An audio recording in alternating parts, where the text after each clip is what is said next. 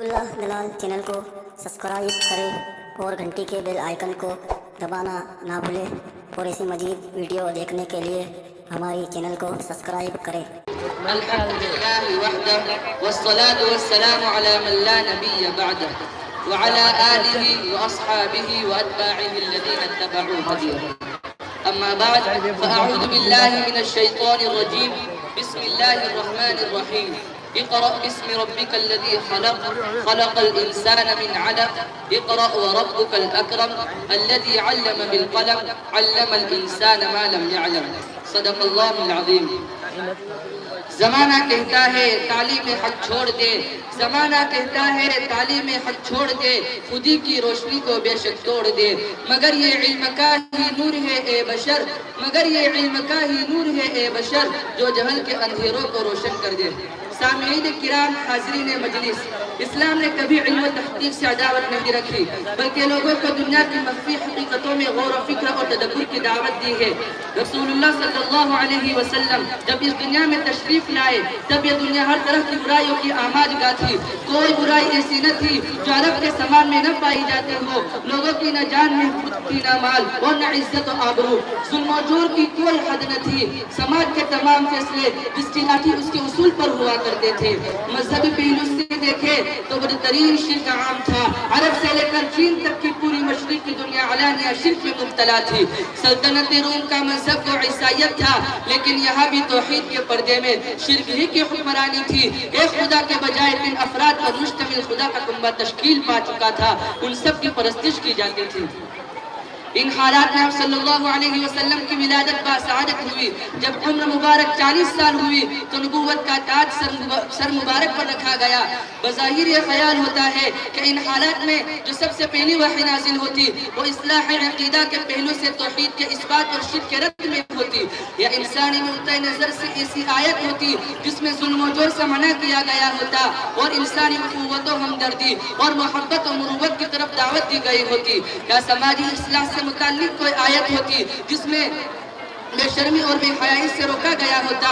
لیکن آپ صلی اللہ علیہ وسلم پر سب سے پہلے جو وحی نازل ہوئی اس میں ان باتوں میں سے کسی کا تذکرہ نہیں، بلکہ اللہ تعالیٰ نے ارشاد فرمایا اپنے رب کے نام سے پڑھیے جس نے ہر چیز کو پیدا کیا، جس نے انسان کو جمے ہوئے لہو سے پیدا کیا، پڑھیے اور آپ کا رب بڑا ہی کریم ہے جس نے قلم کے ذریعے لکھنے پڑھنے کا علم سکھایا، جس نے انسان کو وہ کچھ سکھا دیا جو وہ نہ جانتا تھا، جس نے انسان کو وہ سارا علم عطا فرمایا جو وہ پہلے نہ جانتا تھا۔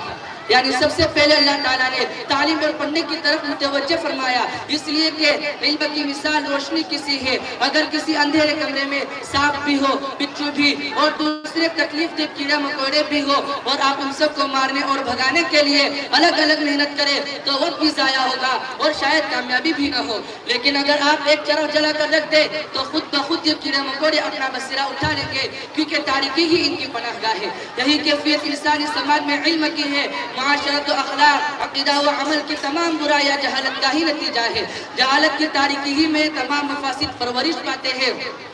تعلیم کی روشنی جتنی پھیلے گی یہ بگاڑ خود بخود ختم ہوتا جائے گا۔ تعلیم کے بغیر سماج کی برائیوں کو دور کرنے کی مثال جڑ کے جگائے پتوں اور ٹہنیوں پر پانی ڈالنے کی ہے کہ اس سے وقتی فائدہ تو حاصل ہو سکتا ہے لیکن کسی دیر پر تبدیلی کی امید نہیں رکھی جا سکتی۔ اس لیے تعلیم کی بڑی اہمیت ہے۔ ایسا نہیں ہے کہ اسلام نے صرف مذہبی تعلیم ہی کو اہمیت دی ہو، بلکہ اسلام نے علم کی تقسیم علم نافع اور علم غیر نافع سے کی ہے۔ جو علم انسان کو دینداری کے ساتھ دنیا میں اعتبار سے نفع پہنچائے اور ان کے مسائلوں کو حل کر دے وہ علم نافع ہے، اور جو علم انسانیت کے لیے ہلاکت و مسرت کا سامان ہو وہ علم غیر نافع ہے۔ رسول اللہ صلی اللہ علیہ وسلم علم نافع کے لیے دعا فرمایا کرتے تھے اور جو علم نافع نہ ہو اس سے پناہ چاہتے تھے۔ اس اصول پر غور فرمائے تو اکثر دنیاوی علوم و فنون علم نافع کی فہرست میں آتے ہیں۔ طب انسانی جسم کے لیے نفع بخش ہے، انجینئرنگ انسانی ضروریات کی تکمیل میں مفید ہے، علم قانون میں انسان کی عزت و آبرو کی حفاظت ہے، ادب و صحافت کے ذریعے امر بالمعروف اور نہی عن المنکر کا کام انجام دیا جاتا ہے جس پر سماج کی اخلاقی اور روحانی اقدار کا تحفظ موقوف ہے۔ تجارت و معاشیات سے متعلق علوم کا مقصد سماج اور فرد کی معاشی ضروریات کو پورا کرنے کے ساتھ مناسب مواقع کی رہنمائی کرنا ہے، جس کے مفید اور نافع ہونے سے کس کو انکار ہو سکتا ہے۔ اس لیے یہ تمام علوم اسلام میں مطلوب ہے اور ان کی حیثیت فرض کفایہ ہے۔ اسلام نے کبھی علم و تحقیق سے عداوت نہیں رکھی، بلکہ لوگوں کو دنیا کی مخفی حقیقتوں میں غور و فکر اور تدبر کی دعوت دی ہے۔ حضور صلی اللہ علیہ وسلم نے امیہ بن اسود کے اشعار کی تعریف فرمائی ہے، جو زمانہ جاہلیت کا شاعر تھا، اور تحصیل علم میں بھی آپ صلی اللہ علیہ وسلم نے کبھی دوست اور دشمن کا فرق نہیں کیا۔ غزوہ بدر میں 2 لوگ قید ہو کر آئے تھے، آپ صلی اللہ علیہ وسلم نے ان کے بارے میں یوں فرمایا کہ ان میں جو لوگ پڑھے لکھے ہیں وہ 10 مسلمانوں کو پڑھنا لکھنا سکھا دے، یہی ان کا فدیہ رہائی ہوگا۔ محترم حضرات، ہمارے نبی کریم صلی اللہ علیہ وسلم نے علم کو کس قدر اہمیت دی ہے، اس کا اندازہ ہمیں ان چند مثالوں سے ہو گیا۔ اب ہمارے لیے ضروری ہے کہ ہم اسلامی عقائد کی پختگی اور اصول اسلام پر عمل کے ساتھ دنیاوی تعلیم میں خوب ترقی کریں اور اعلیٰ تعلیم حاصل کریں اور اپنی قوم کے ساتھ اپنے ملک کا نام بھی روشن کریں۔ میں ایک شعر کے ساتھ اپنی تقریر کا اختتام کرتا ہوں۔ علم کی شمع سے دل کو جلا، یہی ہے ہر انسان کی بقا۔ علم کی شمع سے دل کو جلا، یہی ہے ہر انسان کی بقا۔ محنت سے جو حاصل کرے علم، ملتی ہے اسے دنیا کی وفا۔ وما علینا الا البلاغ المبین۔ السلام علیکم ورحمۃ اللہ وبرکاتہ۔